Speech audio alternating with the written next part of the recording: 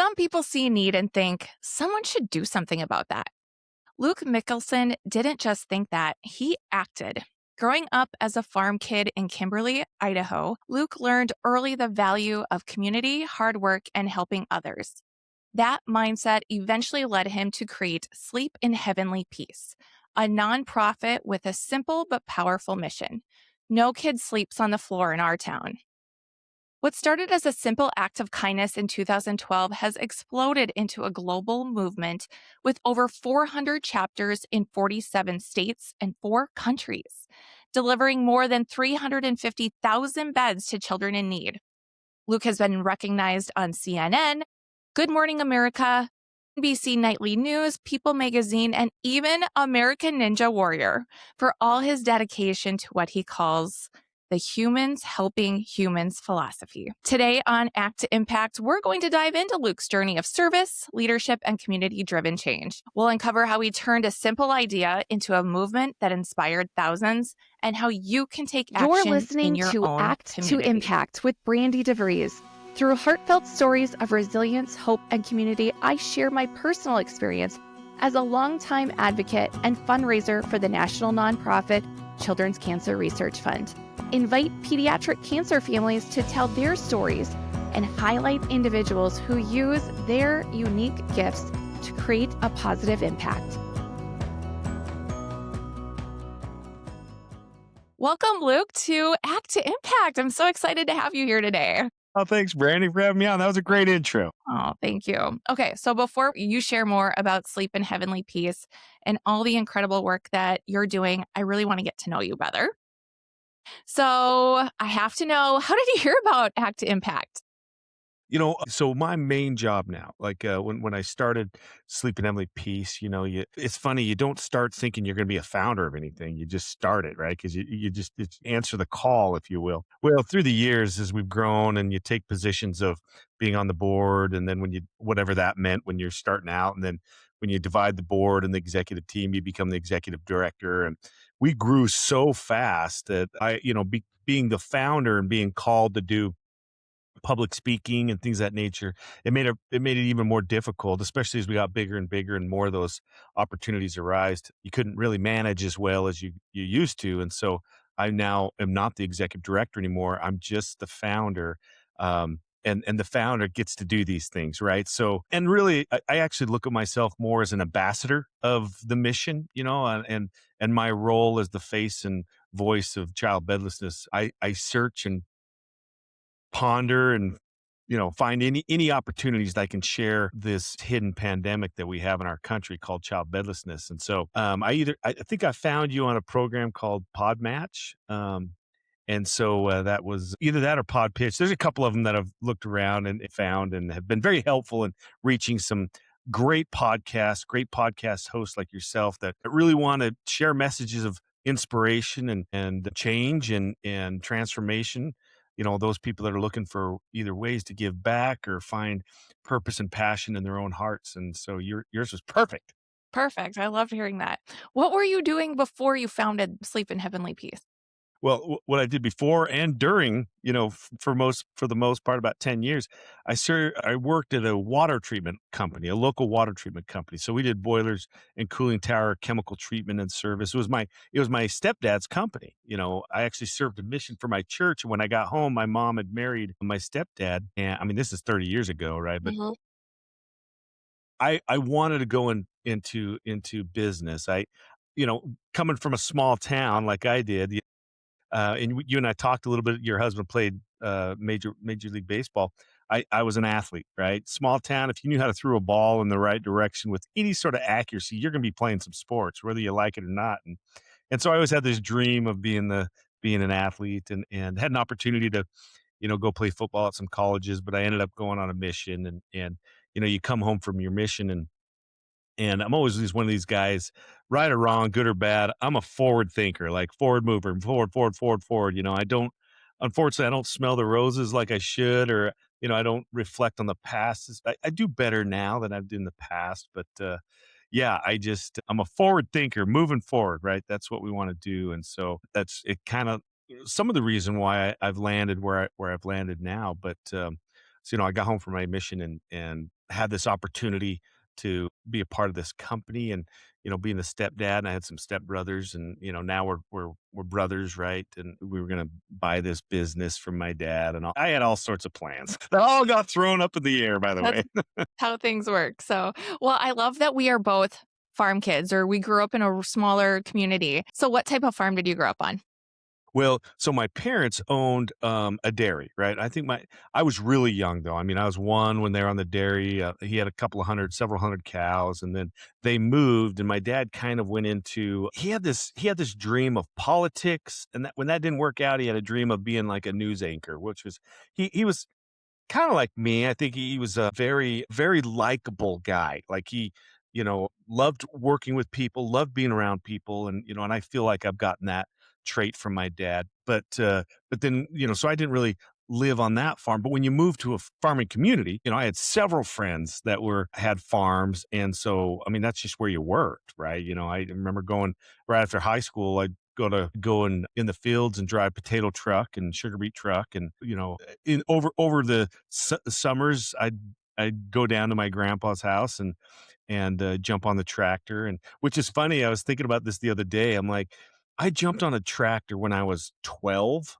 you know, this thing's probably 300, $400,000.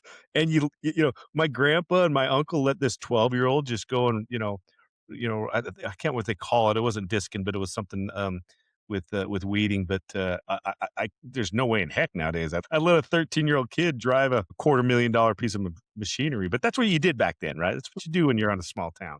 Yeah, I know. I love how small towns, I feel, really shape people. Like, I grew up in a community on a farm. I was the worst farm girl, though. My dad didn't let me help with anything. It was focus on sports and focus on school. So that's what I did. But because you know everybody in your community, there was 800 people in our town.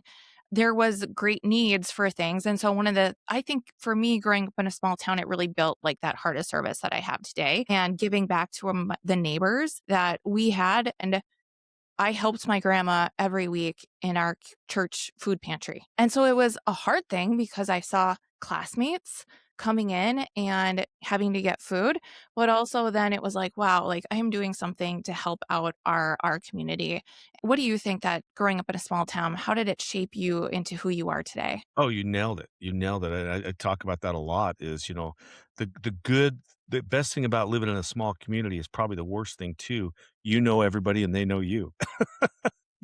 Which is both great and bad at the same time. But because of that, because Susie and her brothers and sisters and moms and dads and what they do, and Joe over here. I mean, everybody, right? I wasn't quite that small. It was 4,000 people in our town, but our high school, 9 through 12, there was only like 300 people in there. I mean, I knew them by name, by middle. I mean, you just know them very well. And because of that, you have this sense of responsibility to serve and help. And, you see someone pulled off on the side of the road.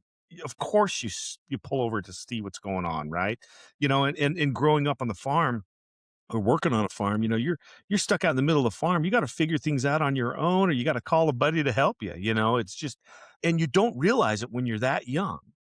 But later on, you can look back and go, "Oh, that's where I got that sense of service for sure." That care for people that, I've learned others don't develop that like I think I did. And I know it came, and I attribute to being in a small town and living that, and it didn't hurt that I grew up in a single mom environment, right? Or a single parent environment. My mom and parents, they divorced, just about the time I went into high school. And so for my whole high school career and after that, it was my mom, 5 kids, 3 jobs, 2 extra jobs, and my Yeah. mom was my rock, right? My biggest fan, number 2, is I don't think she missed a game. I can't remember a game, and that is baseball, football, track, the whole 9 yards, basketball. And in fact, I tell people, my mom, this is my mom, right? You get home from a game, and you could probably relate to this, Brandy. You get home from a basketball game, an away game, right? So you're not getting home till 10:30 at night, right? And we still had to clean the Russet Valley potato offices, right? So now you go spend another 30, 40 minutes to an hour cleaning these offices because you got a little extra pay. We needed it. And then because I had a bad game or I just wasn't on or I just felt really, as an athlete, you just didn't feel very good about your performance. My mom worked at the school, so she had keys to the gym. So it'll be 11 o'clock, 11:30 at night, and we'd stop off at the gym and she'd let me go shoot, 100 shots or so. It just Mhm. that she had work the next day. That's just who my mom was. And the building around the community, being such a poor family, if you will. I remember the first Christmas after my parents divorced, walking out into the to go get the mail, and in the mail there was an envelope stuffed with $1,500, and you knew where that came from. You knew the families that probably contributed to that. They never said anything, but Mm, that's just what small town farm living is. That's what small yeah. town living is looking out for each other. Yeah. Exactly. That's a great story. Okay, so you mentioned that you were a forward thinker, but I have a feeling you probably didn't grow up dreaming that you were going to start the largest bed building charity in the world. So, how did that happen? How did it take such a drastic turn? Let's start back at the beginning. Yeah, I don't think anybody grows up saying, "I'm gonna start a charity," I didn't, and even, this started in 2012, so, we're coming on 14 years ago. Well, 14 and a half years ago, if you would have told me I'm building furniture for kids, or beds for kids as my legacy in life, I would have laughed at you. I'd be like, "What are you talking about? I don't know anything about building furniture." But it's just funny how, again, you go back to the sense of community, the sense of support that you have, and figuring things out like farm kids do, and not just farm kids, other kids that, when they learn to rely on themselves and trying to figure problems out, that's just what you did. Right. And so about 2012 is when this all kind of, I'd say, dropped in my lap, if you will, or at least was brought to my attention, this child bedlessness. I served in my church in what was called a young men's president, so it's kinda like a youth pastor, if you will. So I was responsible for the spiritual growth, but also the activity during the week of the young men's program, ages about 12 to 17. And that activity, they adopted the Boy Scouts, right? Although I wasn't a Boy Scout leader per se, or the Boy Scout master, I was the leader of the Boy Scout leaders, right? And so I'd sit in other meetings, auxiliary meetings with the other leaders in the church, and we'd talk about what's going on in the community, what's going on in our respective departments, and then we'd talk about people that needed help, things either in our community or just in our congregation, and that ranged from all over the place, right? From lawns to moving to, rides to this, that, and the other.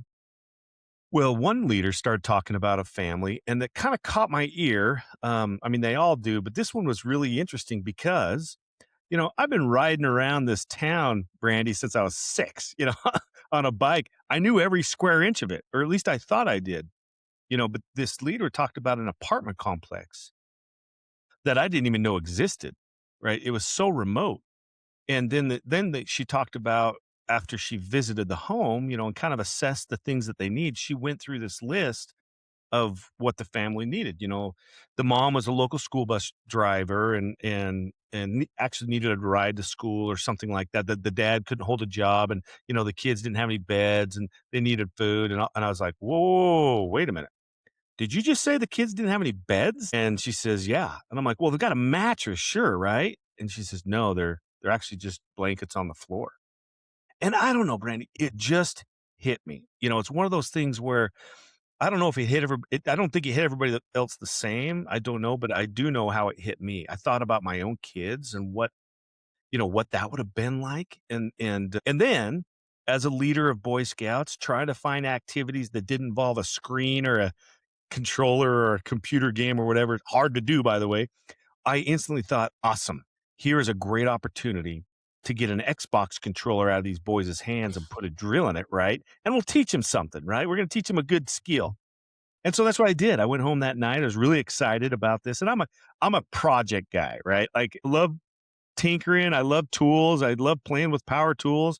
I'd never been built furniture before, but my wife at the time knew, especially when I walked in the door all fired up, ready to go. She knew that here's just another project that started, and I guess that's what Luke's going to do for the next whatever time it's going to take to finish it.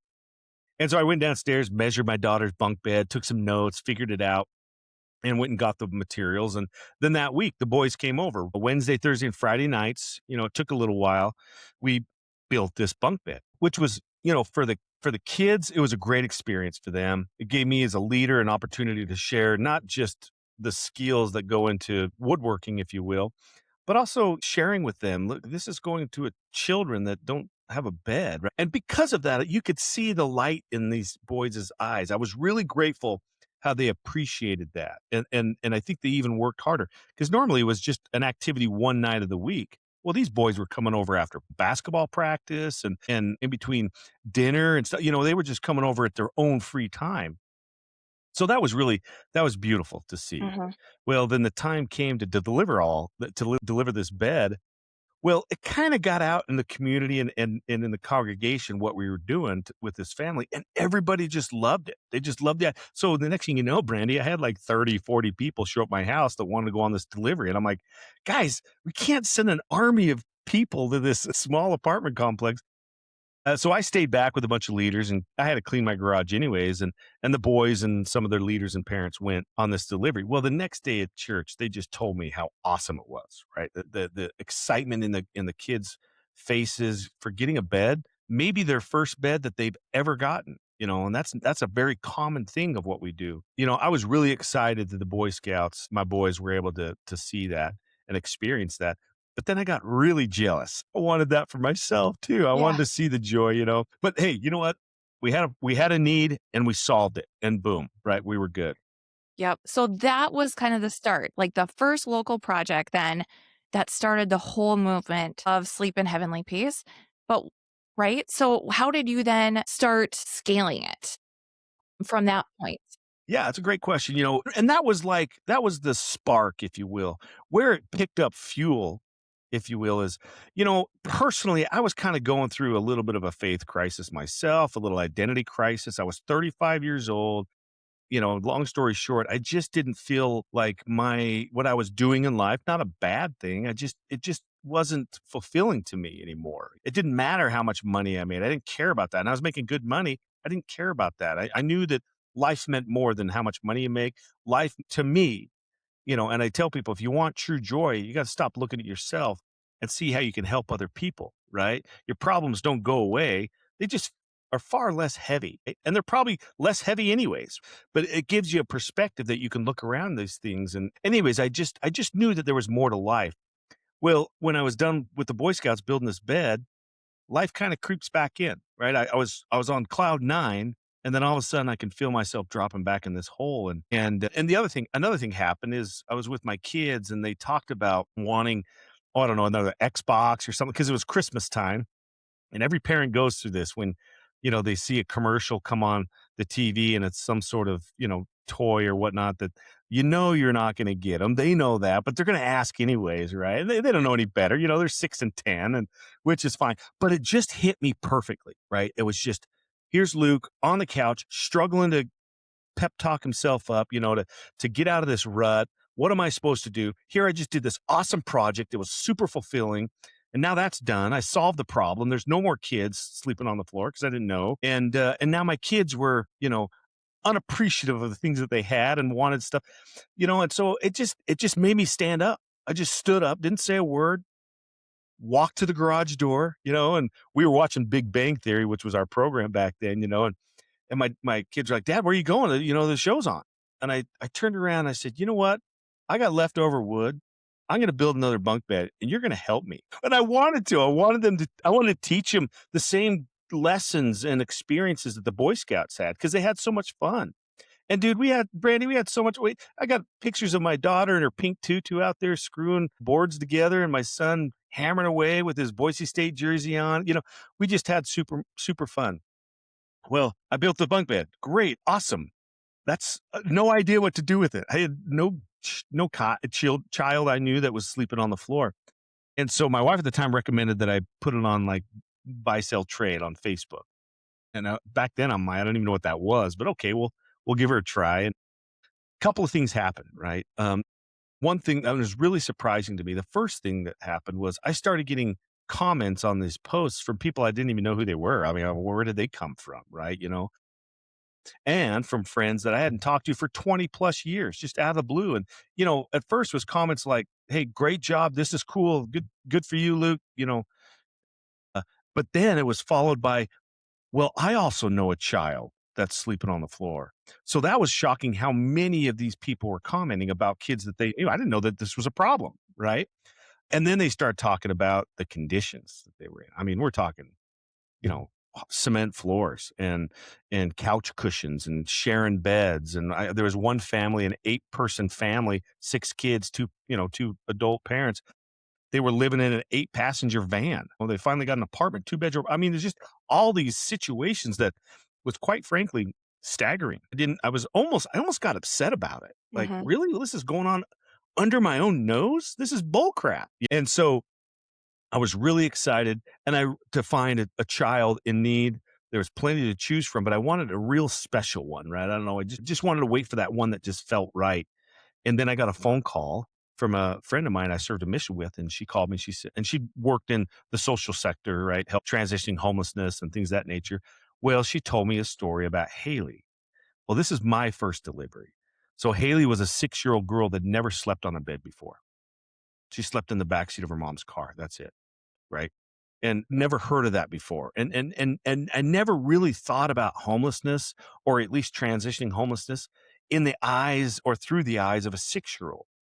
Right? That's little Haley here. And so when I was really excited. I found it, right? This is who I want to deliver beds to. So me and my buddy Jordan took this bed out to this family. And you walk in the house and you know what it looks like, right? There's nothing. There's just it's kind of a rundown house. There's nothing in it, no couch, table, TV, nothing. There was a milk crate that had a hot plate on it with a can of soup. And that was it, right? And little Haley pulled, I said, show me your bedroom, right? So she was so excited, right? I'd never seen a child in this environment just so excited. And, of course, you walk back in this room and it's got holes in the carpet and tears in the wallpaper and, the closet door's gone. I mean, it's just all these unusual, sad, if you will, I don't know what else to say, things. And then the worst thing I ever saw, especially in this room, was in the corner was a pile of clothes. And that was Haley's little nest. That's where she slept. She'd come home from school. She'd put her PJs on, sleep on her school clothes. And we're talking shirts and pants as blankets and pillows, right? Mhm. And in the morning, she'd put her school clothes on and go to school. I never saw that before. And talk about, trying to be a big, strong farm kid from Idaho and not ball his eyes out, it's trying to hold it together. And if that wasn't enough, I mean, when we started bringing the bed in, right, and putting it together, you could see Haley was trying to figure it out, right? I was watching her. And then when she did and realized this is a bed, she just blew up. It was like Christmas morning. I'd like Mhm. never seen a child so excited. She kissed the bed, for crying out loud, Brandy. I'd never seen that before, right? Wow. And if that wasn't enough to just melt your heart, you look up at mom, and I was raised by a single mom too. And this single mom, just tears pouring down this lady's face. And, I felt it. I knew what each one of those tears meant, and I just sat on that bed with little Haley. And I was just thinking, you know what? This is way more than just a bed, way more than just a bed. This is a 6-year struggle that this mom has been fighting, food, clothing, shelter. Those are the 3 big ones that everybody prioritizes, and they should, right? Unfortunately, beds are just a luxury, and that's a terrible thing in this world today, especially when we know how to solve it, Mhm. right? And after that delivery, me and my buddy, we really didn't say much to each other. It was just so emotionally overwhelming that I remember thinking, this a farm kid from Idaho. I love hunting, I love fishing, I love college football on Saturdays and sports all together. But it was my part-time life was these activities. And I kid you not, after 35 years, it just took 1 second to realize none of that matters, right? To spend a couple of hours with my kids building a bed to solve that problem, okay, now that's well worth my time, right? Mhm. And that bucket that was empty in my soul and my heart filled instantly. And I got home and I looked at my buddy and I said, I was like angry, like I was like, but determined is really more what I was. I said, no kid's gonna sleep on the floor in my town if I have anything to do with it. And that's where Okay. that's where it started. That's so cool. I mean, thinking about kids like Haley, and you said she kissed the bed. When a kid goes from the floor to a bed, what does that do to their confidence, to their ability to perform in school, to their social interactions? What have you seen and learned through all these different chapters or other stories that you've heard, how it has changed the kids' lives in other aspects just than a better home life? You nailed it. You nailed it. Let's just talk about physically for a second, right? And I tell everybody, listen, stop what you're doing for a second. Give me 60 seconds, right, of your time. Just think about this for a minute. These kids don't have beds. So physically, they're waking up sore, they're waking up tired, they're waking up in a bad mood. I mean, they call it waking up on the wrong side of the bed for a reason, right? These kids are waking up on the wrong side of whatever. Who Uh-huh. knows? The floor, for crying out loud. So they're not ready to learn. They're not in school. These teachers can pinpoint these students pretty accurately because they have usually poor behavior, you know, bad grades, obviously, because they're not ready to learn. And when you have combine those two, right, it's hard for these to find good friends. And we all know how influential friends are, especially in adolescence. It's critical, right? And now that's just the physical part. Now, like you mentioned, let's talk emotionally and psychologically, right? These kids can't have sleepovers. Kids don't come to their room. They don't want that. And transversely, they're going to their friend's room. And not only do their friends have beds, they got freaking throw pillows and teddy bears sitting on the bed. And think about the psychological meaning of what these kids can interpret that as. Who loves them so much and why aren't I loved? I mean, there's so many things psychologically. And then think about this, right? When you and I, Brandi, when we have a bad day, you know, work was hard, had a fight with my spouse, or the kids were rough, or worse yet, we pick up the flu, Mm. right? Where is the one place on the planet, right? And everybody says the same thing. You and I, and the one place on the planet we can't wait to get into is our bed. We just want to crawl in it. We want to sit there and recharge. Mhm. It's our sanctuary.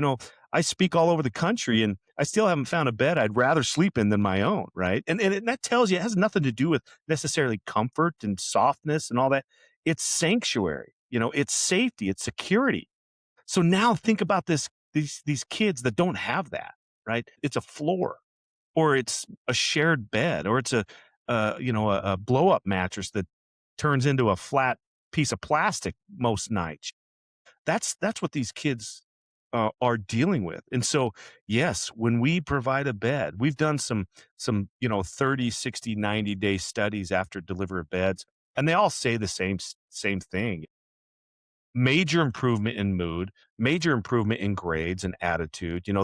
These kids are now seeing what a good night's sleep feels like. Not just that, but the confidence that they have a bed. I was sitting in a dentist office not too long ago. Well, 3 or 4 years ago, but no one likes to sit in the dentist office. It's like waiting for the guillotine, right? You're just sitting there in a terrible mood, right? Why am I here? And you look over and here's this mom, and I think he was about 7 or 8, 9 years old kid comes in and sits down, and of course I'm dressed in my SHP garb. I got my hat on, and I can kind of tell it was just us three in that waiting room. I could kind of tell she's trying to grab my eye, right? And finally we locked eyes. And she said, almost with tears in her eyes, she said, "You're Luke, right?" I said, "Well, yeah, yeah. How are you?" And she's like, "Thank you. You brought this kid a bed 2 years ago." And I just, oh man, I had to go sit in a chair for crying out loud for an hour, trying not to cry, thinking Yeah. about this kid, and it was a great opportunity to kind of, so how's it doing? You still have the bed? And they just were like, it was amazing. We now have passed the bed to his little brother. So you start thinking about the effects of one bed you can have on an entire family. It's Mhm. just amazing what you see. Yeah. So, with a nonprofit, you now have thousands of volunteers and 400 chapters. Why do you believe, though, that anybody can uncover their purpose through service? You're looking at one. I tell everybody, and some people say I shouldn't say this, but I don't care. I'm just a regular Joe Schmo. And I think when people hear people on podcasts or on TV, or they hear about these amazing things that they do, don't we all instantly throw them up on this pedestal, something that we can't reach. And I think sometimes we do that because maybe it gives us an excuse that we can't do that because, this guy named Luke Mickelson, this, whatever star, if you want, whatever pedestal you get put on. And I'm sitting there going, no, you can't use that excuse, bud. I'm a farm kid, Joe Schmo, like anybody else, right? And that happens when you actually take time to act on these tiny moments that we get, right? These little thoughts of inspiration that happens in our minds. And they're not going to necessarily change the world, but they might change someone's world. And I guarantee it's going to change at least one person's world, and that's yours, right? Like I said, true joy comes from service, and it's brought me out of my rut. It gave me perspective of what life really, at least I think, should be about, and the impact that we can make together. We solve child bedlessness, which is awesome. But one of the byproducts or the side mission, if you will, that I didn't even consider until down the road a little bit is we also solve the problem, which is a great problem in every community in the country, is there are thousands of people, millions of people across the country that want to help. They're in the same situation. They want to give back a sense of fulfillment and purpose and leave a kind of a legacy of helping people, want to be known for that. They just don't know what to do. They don't know how, right? And it's different. And I tell nonprofits, I coach nonprofits this, the volunteer experience can be just as important as your mission. Sometimes maybe even more important, because that's what's going to drive your mission, right? It's nice to help the first 21 kids that first Christmas season that we built beds for. That's awesome.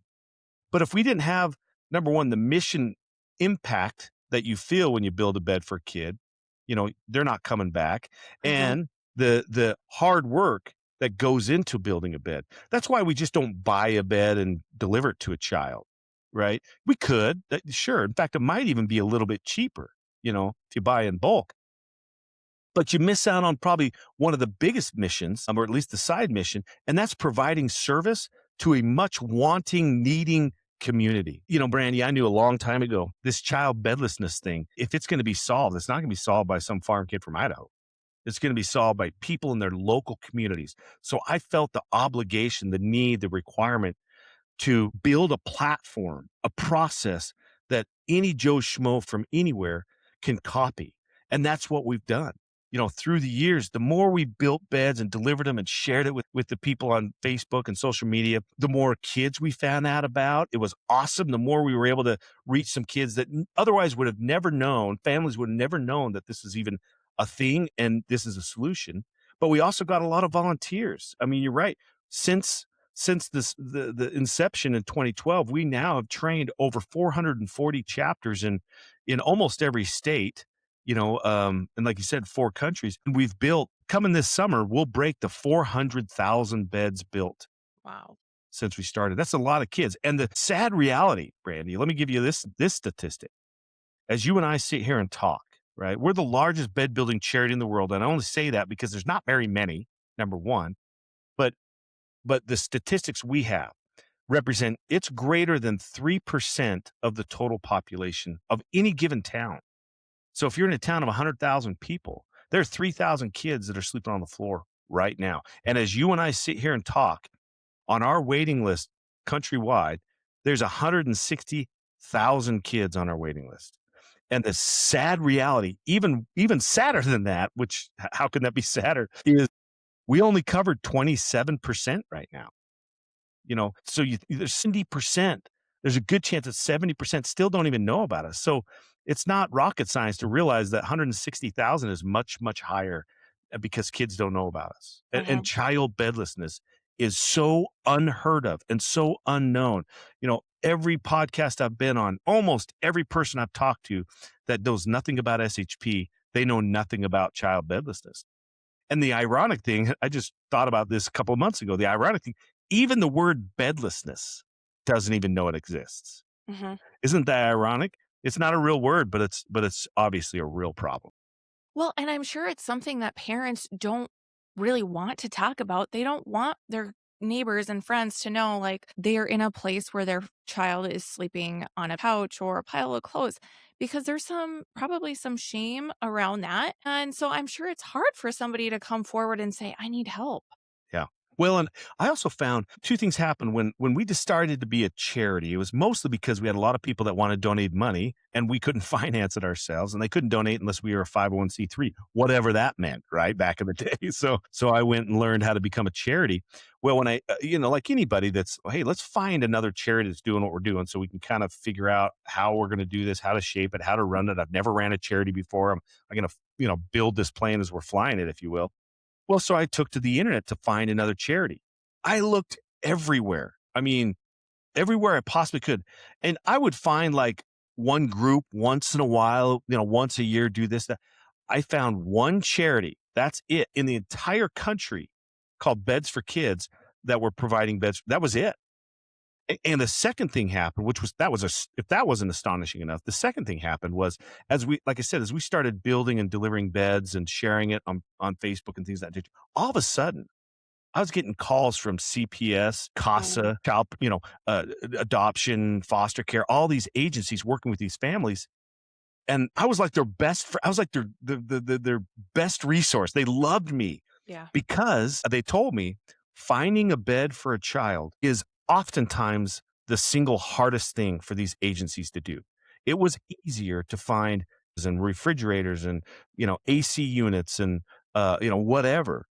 It was easier for them to find. So when you think it made a little bit more sense why child bedlessness was so unknown, because even the agencies helping these families out, they didn't even know where to go because there was no place to go.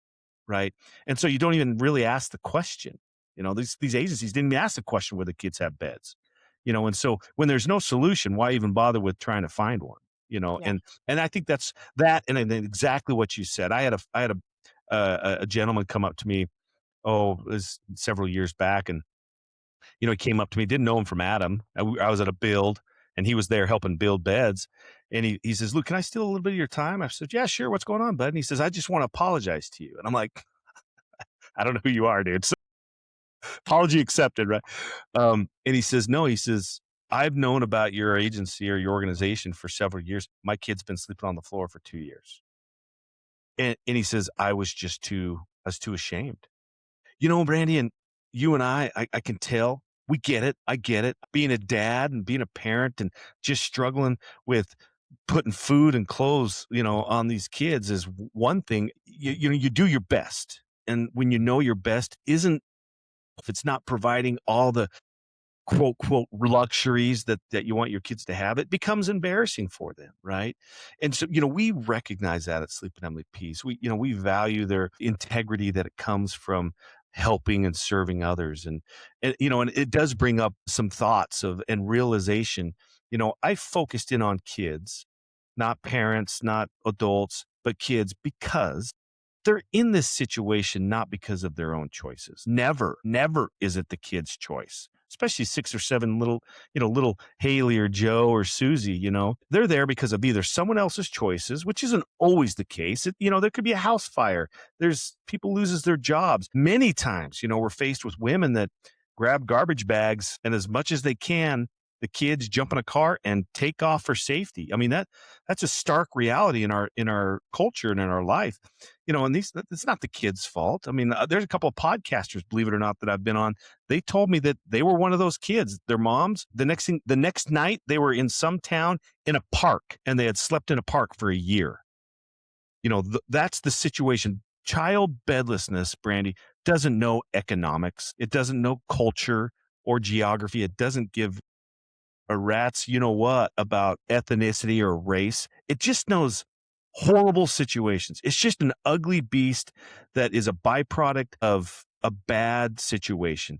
And the people that suffer, they're just little humans, and they can't help themselves.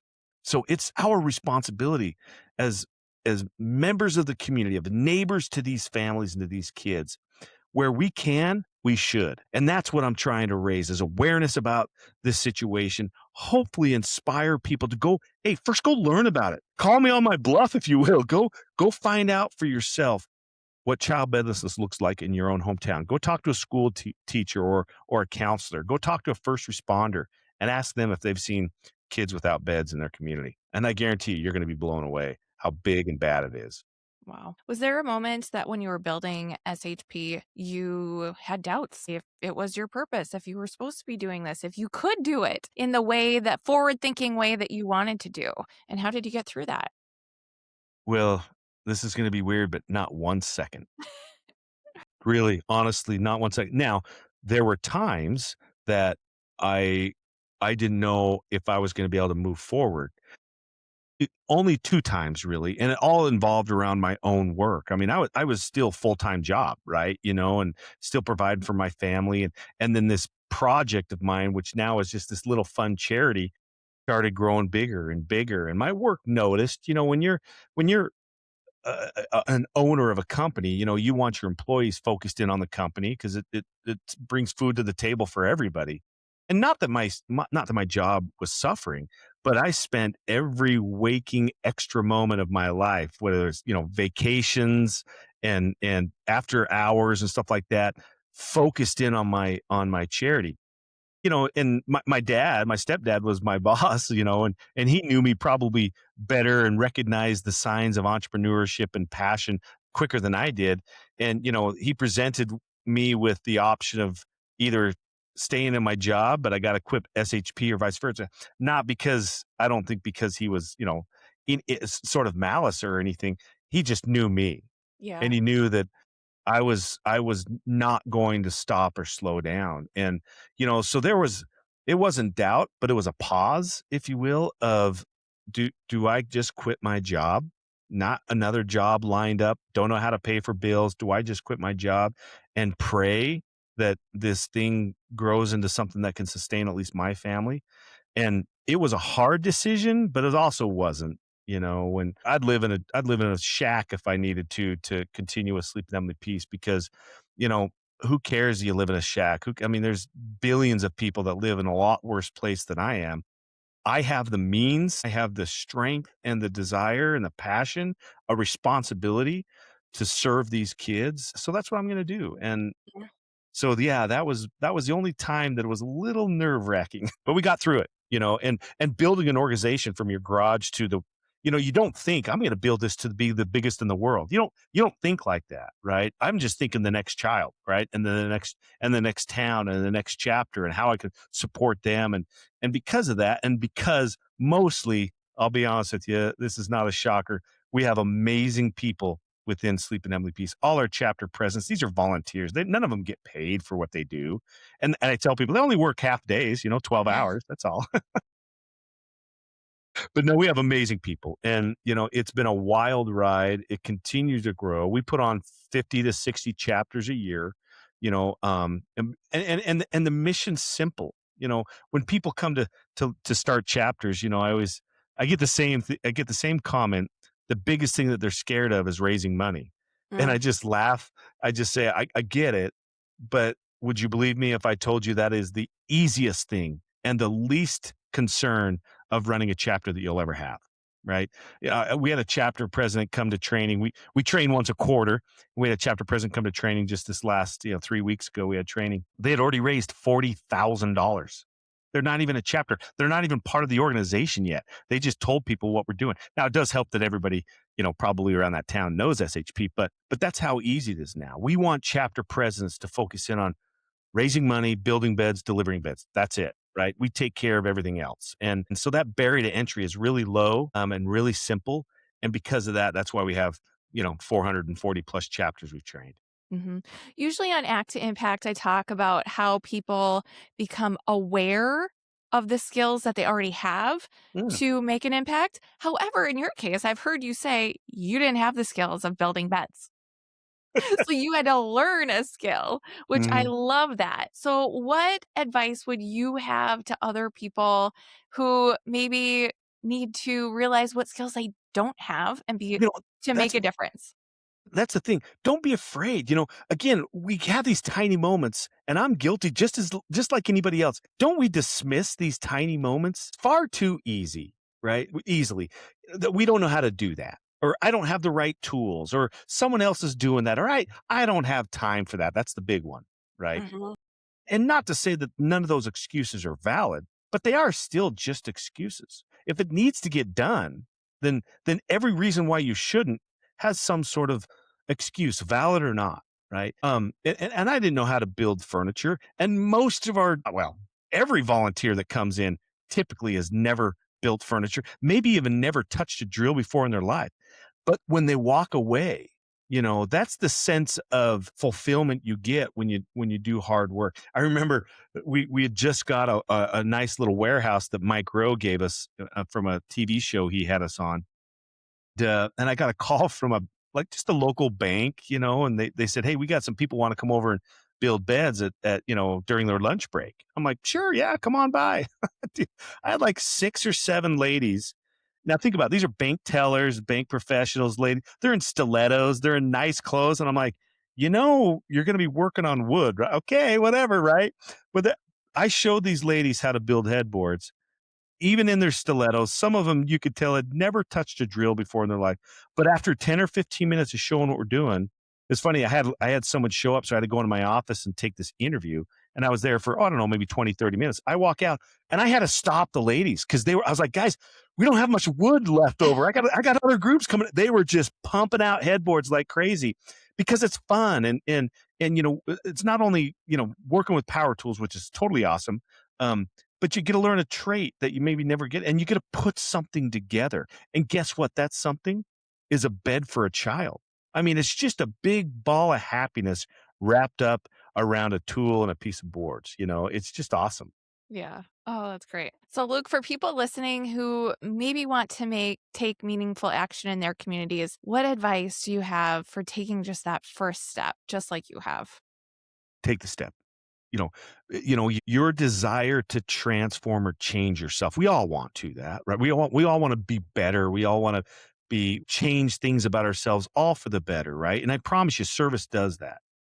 But your desire to transfer and change is one thing, but your desire to act has to be greater. Or else, how many times do we all say it? Oh, I wish I want to do this better. I want to lose weight. I want to change this attitude about me. I want to be happier.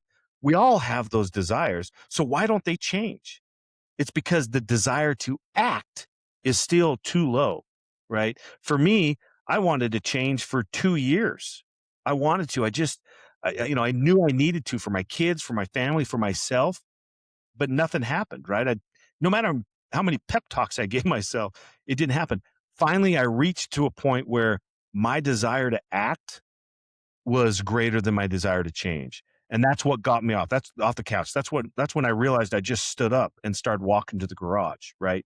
And so I guess what I'm trying to tell your audience is stop working so much on your desire to change, but work on your desire to act towards that change. And that can come from all areas of life, but mostly you almost have to commit to yourself, okay, when something comes up, as small, big or small as it is, and it's going to require a little bit of my time, a little bit of action, I'm going to do it, Mhm. you know, and guys, listen, you never know what happens. You never know that you could step up off the couch, go to your garage and build a bed. And 14 years later, it turns into the largest bed building charity in the world. And hundreds of thousands of kids and probably close to 1 million volunteers over 14 years have participated in it. Now, that's just my story, luckily. And maybe you won't build that. But like I said before, you might not change the world, but you're going to change someone's world. And if anything, you're going to change yours. And really that it's not selfish. It's good. It's healthy for us to improve ourselves, because the happier we are, especially the happier we are with ourselves, the happier we're going to be around and to Mhm. work with other people and such. So Well, thank you so much for joining me today on Act to Impact. I love that passion and this dedication and this desire that you have to make sure that no child sleeps on the floor. It is truly inspiring. I learned something today, and I know thank my you. audience did And too. if I could throw one last thing out there, listen, if this is something that pulls at your heartstrings and you realize child bedlessness is a thing, please go to our website, shp beds.org. What you're going to find is going to be a little shocking to you. You're not going to go to some big public web page of some big national organization. We don't want it that way. We want to show you what's going locally in your own hometown. So it's going to bring up the closest chapter to you and their homepage. You're going to see how many kids are on their waiting list. You're going to see how many beds that they provided. You're going to find ways that you can contact the chapter and be a part of their core team, which they all need. That's how we get this done, is because of the community. And if there's not one there, a chapter there, you can start one, and we show you the process of that and what it looks like and how easy that can be. But last of all, the only thing I ask, if there's one thing, right, the best thing you can do, which is the easiest thing to do, is just open your mouth. Just share this podcast, share with people that child bedlessness really is happening. And it's ugly. It's a pandemic. It's unknown. And it's not going to change. These kids aren't going to be served unless we have people in the community step up. And I just challenge everybody to share your experience, share what you heard today. And you never know what can happen and whose ears that falls on that can make a difference in so many thousands of kids' lives. Well said. You've been listening to Act to Impact with Brandi DeVries. If this show ignited your fire and inspired you to take action to make an impact, please share this episode with a friend, leave a 5-star review, or write a review to let others know how the show impacted you. I can't wait to see the action you are taking to make an impact, and I'd love for you to share that with our community. Go ahead and tag me on social media as you are out making an impact in the world. Do you have a story to share and want to be a guest on Act to Impact? I'd love to connect with you.